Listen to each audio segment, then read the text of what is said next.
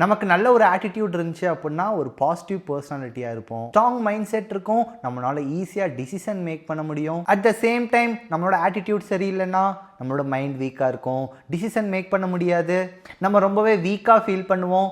ஃபீல்ட்லையா இருக்கட்டும் இல்லைனா பர்சனல் லைஃப்லையா இருக்கட்டும், உங்களோட ஆட்டிடியூடை அப்படியே வச்சுக்கோங்க. You know need to change. But the same time நான் சொல்ல போகிற 5 திங்ஸை உங்கள் ஆட்டிடியூட் கூட ஆட் பண்ணிக்கோங்க. உங்களோட பர்சனல் க்ரோத்துக்கு ரொம்ப யூஸ்ஃபுல்லாக இருக்கும். கிரிக்கெட் லைஃப்லையா இருக்கட்டும் பர்சனல் லைஃப்லையா இருக்கட்டும் ஆட்டிடியூட் ரொம்ப இம்பார்ட்டண்ட். இந்த வீடியோவில் அதை பற்றி நம்ம பார்க்க போகிறோம். Let's get started.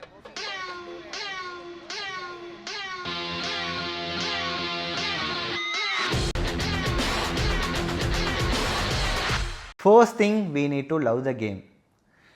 நிறையா ரன் ஸ்கோர் பண்ணியிருப்போம், நிறையா விக்கெட் எடுத்திருப்போம் பர்டிகுலர் டைம் பீரியடில்.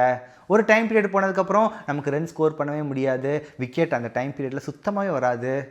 அந்த மாதிரி டைமில் நம்ம கிரிக்கெட்டை ஜென்யூனாக நம்ம லவ் பண்ணோம் அப்படின்னா தான் அந்த ஒரு பீரியட் ஆஃப் டைமில் நம்ம கிரிக்கெட்டில் இருப்போம். அப்படி இல்லை எனக்கு ரன்னே வர மாட்டேங்குது, எனக்கு விக்கெட்டே எடுக்க மாட்டேங்கிறேன், நான் நெக்ஸ்ட் லெவலுக்கு போக மாட்டேங்கிறேன், நான் செலெக்ஷனுக்கே அட்டன் பண்ணால் எல்லா செலெக்ஷன்லையுமே நான் வெளியே வந்துடுறேன் அப்படின்னு சொல்லிட்டு நீங்கள் நினச்சிங்க அப்படின்னா கண்டிப்பாக நம்ம over period of the time வந்து கிரிக்கெட்லேருந்து சர்வே பண்ண முடியாது. மோஸ்ட் ஆஃப் த பிளேயர்ஸ் ரிசல்ட்டுக்காக தான் ஒர்க் பண்ணிகிட்டு இருப்பாங்க. But over the period of the டைமில் நம்ம ஒர்க் பண்ணிகிட்டு இருக்கும்போது அந்த ரிசல்ட் வரல அப்படின்னா நம்ம பண்ண ஒர்க்கவே அவங்க என்ஜாய் பண்ணாமல் அந்த ஹார்ட் பார்ட்டுக்குள்ளே போயிடுவாங்க. ஸோ கிரிக்கெட்டில் ஈச் அண்ட் எவ்ரி பார்ட்டையும் நம்ம என்ஜாய் பண்ணி லவ் பண்ணி அந்த பீஸில் நம்ம போனால் மட்டும்தான் நம்ம over the period of the time வந்து சர்வே பண்ண முடியும். So if you don't love this game you will give it easily. So ஒவ்வொரு டைமும் நீங்கள் விளையாடும் போது உங்களுக்குள்ளேயே கேட்டுக்கோங்க, இந்த கேம் வந்து என்னோட பீஸ்க்காக விளையாடுறேனா இல்லை அடுத்தவங்களை இம்ப்ரெஸ் பண்ணுறதுக்காக விளையாடுறேனா அப்படின்னு சொல்லிட்டு. ஸோ மெயின் திங் ஃபர்ஸ்ட் நீங்கள் உங்களோட கேமை லவ் பண்ணணும். ஒன்ஸ் இந்த கேமை வந்து நீங்கள் பீஸ்க்காக விளையாட ஆரம்பிச்சிங்க அப்படின்னா உங்களுக்கு கான்ஃபிடென்ட்டும் கன்சிஸ்டன்ஸும் ஆட்டோமேட்டிக்காக உங்களோட ஆட்டிடியூடில் ஆட் ஆயிரும். So don't focus on the result, work for the peace. Second part, set achievable goal. Most of the players வந்து அவங்களோட கோலை எப்படி வச்சுருப்பாங்க அப்படின்னா நான் நெக்ஸ்ட் மேட்சே வந்து நான் 100 அடிக்கணும், நான் நெக்ஸ்ட் மேட்சே நான் 5 விக்கெட்ஸ் எடுக்கணும், நான் நெக்ஸ்ட் மேட்சே ஸ்டேட் ஆடிடணும் அப்படின்னு சொல்லிட்டு அன்ரியலிஸ்டிக் கோலை வந்து செட் பண்ணிட்டு அதுக்கேற்ற மாதிரி அவங்களுக்கு ரிசல்ட் வரல அப்படின்னா ரொம்பவே ஃபீல் பண்ணுவாங்க. எனக்கு தெரிஞ்ச என்னோடய ஃப்ரெண்ட்ஸே வந்து பார்த்திங்க அப்படின்னா அகாடமி ஜாயின் பண்ணும்போது நான் கரெக்டாக 1 இயர்க்குள்ளே நான் வந்து ஸ்டேட் வந்து ஆடிடணும். பட் இப்போ தான் அவங்க வந்து ஜாயின் பண்ணியிருப்பாங்க, அவங்களுக்கு வந்து எந்த ஒரு ப்ராசஸுமே தெரியாது. போகணும் பட் ஆனால் ஃபாஸ்ட்டாக வந்து போகணும், அச்சீவ் வந்து ஃபாஸ்ட்டாக வந்து பண்ணிடணும், அந்த பீரியட் ஆஃப் டைம்க்குள்ள நான் அச்சீவ் பண்ணல அப்படின்னா நான் வந்து கிரிக்கெட் விட்டே போயிடுவேன் அப்படின்னு சொல்லிட்டு நிறைய பேர் அன்ரியலிஸ்டிக் கோல் வந்து செட் பண்ணியிருப்பாங்க.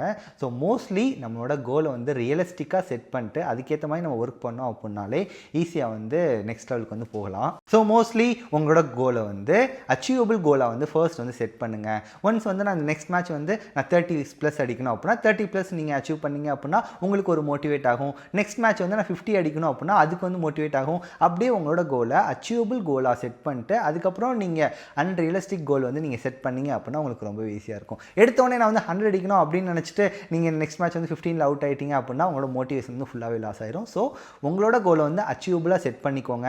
ஃபஸ்ட்டு உங்களோட கோலை பாதியாக பிரேக் பண்ணி அதை அச்சீவ் பண்ணிட்டு நெக்ஸ்ட் போனீங்க அப்படின்னா உங்களுக்கு லாங் பீரியட் ஆஃப் த டைமில் வந்து உங்களுக்கு ரொம்பவே ஹாப்பினஸ் வந்து கிடைக்கும்.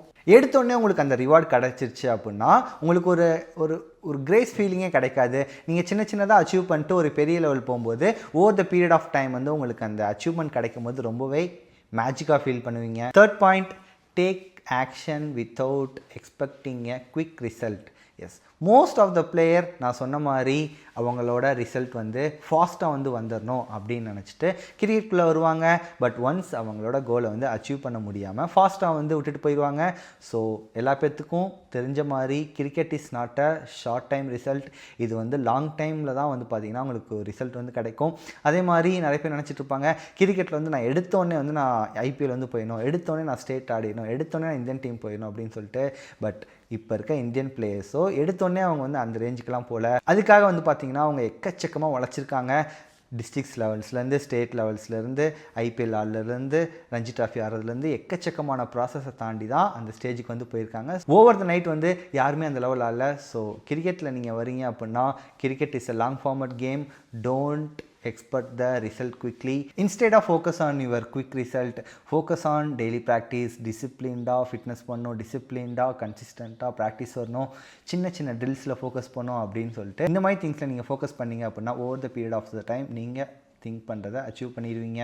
when your habit becomes stronger, your confidence becomes stronger. when your confidence becomes stronger, your performance also be strong. உங்களோட பெர்ஃபார்மன்ஸ் வர ஆரம்பிச்சிருச்சு அப்படின்னா சின்ன ஒரு ஃபார்முலா தான், அந்த சின்ன ஃபார்முலாவை நீங்கள் கண்டுபிடிச்சிட்டிங்க அப்படின்னா ரன்ஸ் நீங்கள் ஈஸியாக ஸ்கோர் பண்ண ஆரம்பிச்சிடலாம். அந்த சின்ன ஃபார்முலாவை நீங்கள் கண்டுபிடிச்சிட்டிங்க அப்படின்னா நீங்கள் பவுலிங்கில் டக்குன்னு நெக்ஸ்ட் லெவல் போயிட்டே இருக்கலாம். ஸோ அந்த சின்ன ஃபார்முலா கிடைக்கிறதுக்காக தான் நம்ம டெய்லியுமே ப்ராக்டிஸ் பண்ணுறோம், டெய்லியுமே ஒர்க் அவுட் பண்ணுறோம், டெய்லியுமே மேட்ச் ஆகிறோம். ஒன்ஸ் நீங்கள் கன்சிஸ்டன்ஸாக இந்த ஃபீல்டில் இருந்துட்டீங்க அப்படின்னா உங்களுக்கு வர வேண்டியது வந்துகிட்டே தான் இருக்கும். So don't focus on the result, just focus on the process, enjoy it. Fourth point ரொம்ப இம்பார்ட்டண்ட்டானது, stop caring about others opinion.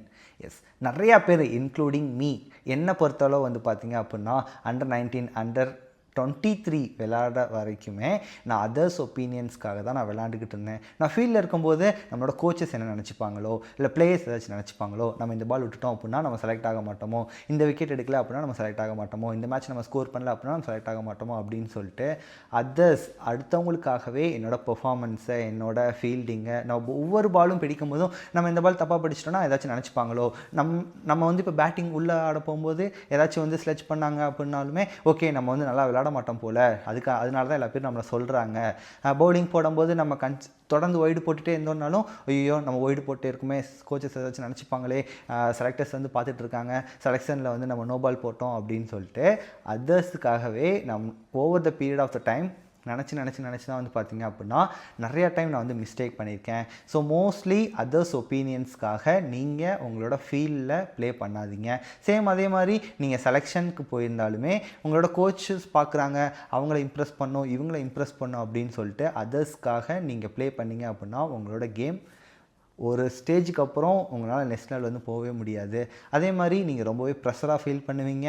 கண்டிப்பாக ஒரு ஸ்ட்ரெஸ் ஃபேக்டர் வந்து உங்களோட பாடியில் வந்துடும். அதனாலேயே வந்து பார்த்தீங்க அப்படின்னா நீங்கள் ப்ராக்டிஸ் பண்ணதை உங்களோட ஃபீல்டில் வந்து இம்ப்ளிமெண்ட் பண்ண முடியாமல் நிறையா டைம்ஸ் வந்து எனக்கும் இருக்குது. நீங்களும் அந்த ஒரு மிஸ்டேக்ஸ் வந்து பண்ணாதீங்க. Don't focus on the others opinion. உங்களோட பீஸ்க்காக விளையாடுங்க. ஆட்டோமேட்டிக்காக over the period of the time அதை நீங்கள் ஓவர் கம் பண்ணி வந்துடுவீங்க. 5th பாயிண்ட் எனக்கு ரொம்பவே பிடிச்சது, fix your present not your past. Most of the players, நிறைய பேர் என் கூட விளையாடுறவங்களே இல்லை நானே இன்க்ளூடிங் மீயே வந்து பார்த்தீங்க அப்படின்னா மேட்ச்சில் விளையாண்டுருப்போம், சின்ன ஒரு மிஸ்ஃபீல்ட் வந்து பண்ணியிருப்போம், அதையே நினச்சிட்டு ஓவர் த பீரியட் ஆஃப் மேட்சஸ்மே வந்து பார்த்தீங்க அப்படின்னா அந்த மொமெண்டம் லாஸ் பண்ணி ஐயோ நம்ம கேட்ச் விட்டுமே, நம்மளால தான் மேட்ச் லாஸ் ஆயிருமே அப்படின்னு சொல்லிட்டு அதை நினச்சிட்டு அப்கமிங் ஓவர்ஸில் வந்து நம்மளோட ஃபுல் ஃபோக்கஸும் மிஸ் ஆகும். எல்லா கிரிக்கெட்டர்ஸ்க்குமே வந்து பார்த்தீங்க அப்படின்னா டக் ஆகிருப்பாங்க, புவர் இன்னிங்ஸ் ஆடிருப்பாங்க, பேட் டேவாக இருக்கும், மிஸ்ஃபீல்டாக இருக்கும், கேச்சஸ் வந்து விட்டுருப்பாங்க.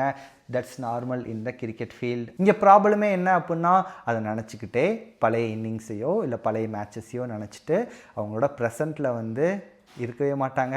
அதனாலே வந்து பார்த்திங்கன்னா அவங்க எதிர்பார்த்து இருந்த ரிசல்ட்ஸ் கிடைக்காம அவங்களோட ப்ராக்ரஸ் நல்லா ப்ராக்டிஸ் பண்ணியிருப்பாங்க, நல்லா பெர்ஃபார்ம் பண்ணியிருப்பாங்க, ப்ராக்டிஸில் எல்லா பாலையும் மிடில் ஆகிருக்கும், எல்லா பாலுமே லைன் அண்ட் லென்த்தில் போட்டிருப்பாங்க, ஒயிட் போட்டிருக்க மாட்டாங்க, நோ பால் போட்டிருக்க மாட்டாங்க. பட் பாஸ்டில் பண்ண சின்ன மிஸ்டேக்கை நம்ம அகெயின் ரிமைண்ட் பண்ணி இல்லை சேம் டேவே பண்ண மிஸ்டேக்கை அகெயின் அவங்களோட மனசில் வந்து ப்ரெசண்ட்டில் அவங்க அந்த ஃபீல்ட்லேயே இருக்க மாட்டாங்க. ஸோ மோஸ்ட்லி என்னோடய டீம்லேயே இருக்கட்டும் நிறைய பேர் இந்த மிஸ்டேக்ஸ் வந்து பண்ணுவாங்க.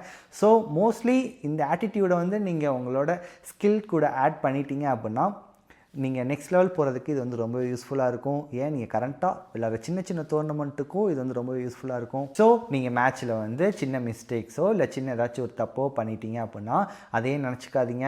அந்த ஒரு சிங்கிள் பால் இல்லை ஒரு சிங்கிள் ரன் அவுட் இல்லை ஒரு சிங்கிள் கேட்ச் ட்ராப் வந்து உங்களோட ஹோல் டேவையும் டிசைட் பண்ணாது.